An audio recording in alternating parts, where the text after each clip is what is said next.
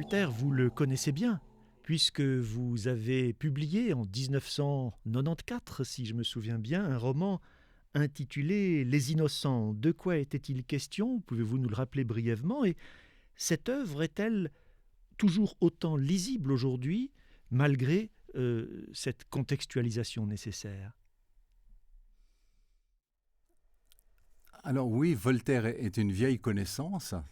Euh, pour moi, c'est une lecture déjà très, très ancienne, des classiques évidemment, comme Candide et l'ingénu et les contes que j'ai adorés. Et puis, à une époque, c'est vrai que en 94, j'ai eu l'idée d'écrire, c'était donc le 300e anniversaire de la naissance de Voltaire. Et puis ça m'a frappé, il y a eu toute une série de manifestations plus ou moins officielles.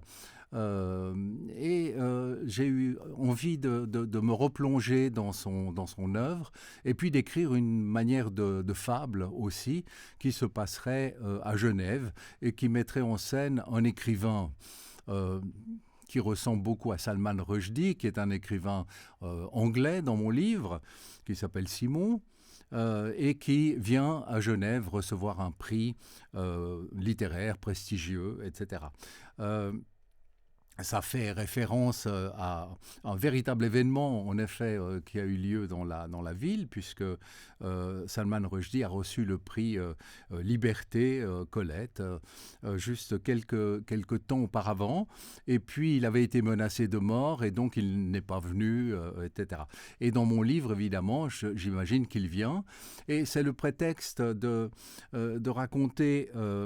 de mettre en scène toute une fresque de personnages locaux, en particulier, n'est-ce pas, qui chacun, professe une manière d'intolérance ou en tout cas de recherche de la pureté dangereuse dans le livre, que ça soit du côté de l'écologie, de la politique, de la religion, etc. Et ça m'a semblé intéressant de mettre ces gens ensemble et puis de développer aussi leur discours dans un roman, au fond, qui se lit quand même comme un roman, c'est-à-dire avec des péripéties, avec un début, une fin, des personnages qui sont le plus vivants possible.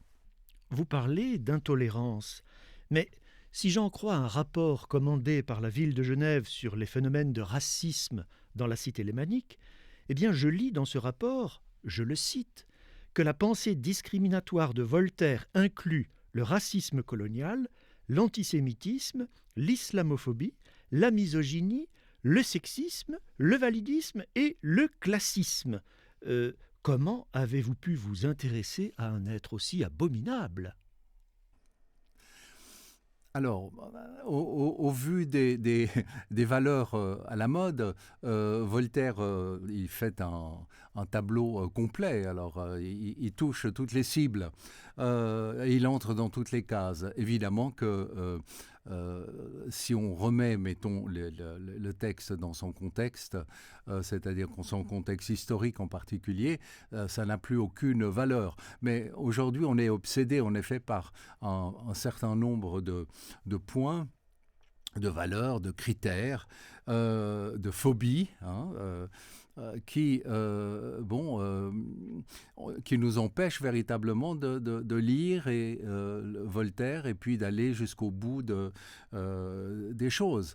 Alors, c'est un peu comme le cas d'un autre écrivain, évidemment, comme Céline. Si vous faites une recherche sur Céline, vous tombez sur Céline, écrivain français antisémite. Au fond, c'est la première tare qu'il a. Et Voltaire, semble-t-il, maintenant, a toutes les tares.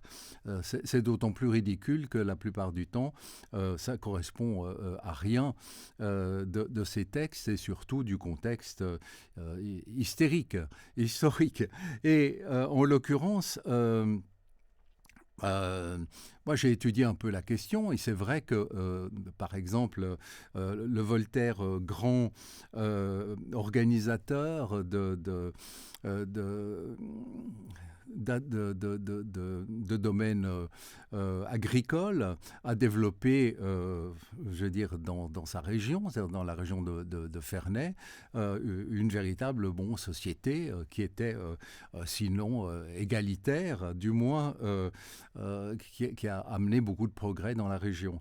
Il y a beaucoup de points sur lesquels on pourrait discuter, mais en effet, ces domaines-là, ces accusations tout à fait modernes, contemporaines, me paraissent aujourd'hui tout à fait relatives.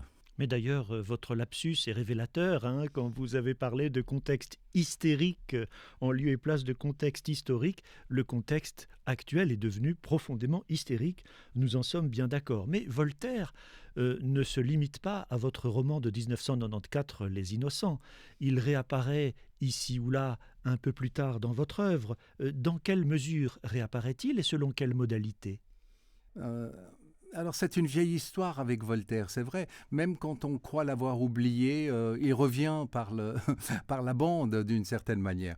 Et moi j'ai beaucoup été marqué et j'ai beaucoup d'affection pour ce couple improbable de Voltaire et de Rousseau, hein, c'est-à-dire du XVIIIe siècle. Euh, qui se joue en partie à Genève. J'ai beaucoup aimé les deux aspects, les deux côtés, les deux versants de la littérature. Et là, Voltaire, même quand on l'a oublié, même quand on l'a quitté, il ne nous abandonne pas complètement. Et j'ai beaucoup étudié avec mes élèves du lycée les contes de Voltaire, hein, et en particulier, bien sûr, comme je vous disais tout à l'heure, Candide et l'ingénu. L'idée m'est venue d'écrire une sorte de fable de nouveau, un peu à la manière de Voltaire, parce que c'est un peu décalé, c'est un peu ironique, à partir de une sorte de Candide contemporain. Hein. Et j'ai imaginé, en effet, un personnage qui est un enfant dans le livre, un enfant d'origine africaine, qui va faire le tour du monde et un peu le tour non pas des atrocités, mais des injustices et des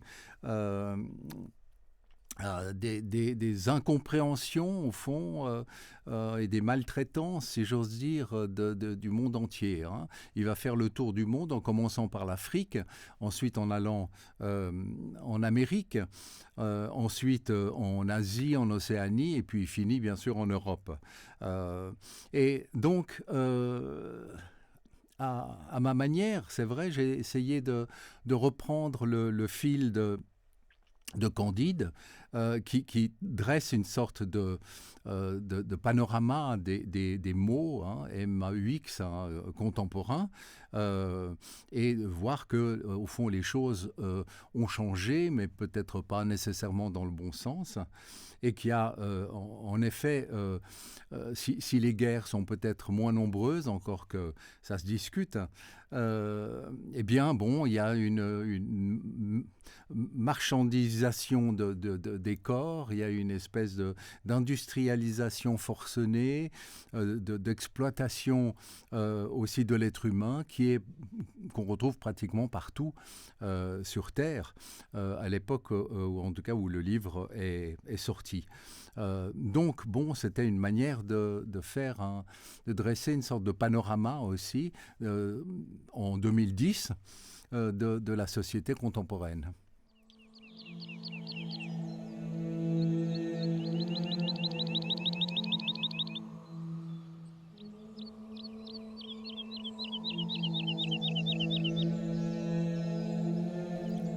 Oui, j'aime bien me définir lorsqu'on me demande, au fond, de donner une définition, dire que je suis un écrivain suisse d'expression française.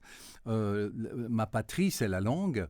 La langue, c'est la langue française, bien que ma mère soit italienne et que j'ai au fond été nourri à l'italien, à la langue italienne très tôt. Mais ma patrie d'écriture, c'est la langue française. Donc je suis évidemment éminemment attaché à la langue et même très susceptible sur ce sujet-là.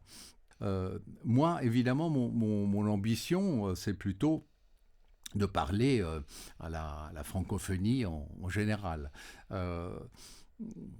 Je suis extrêmement attiré par la France. Je connais bien la France.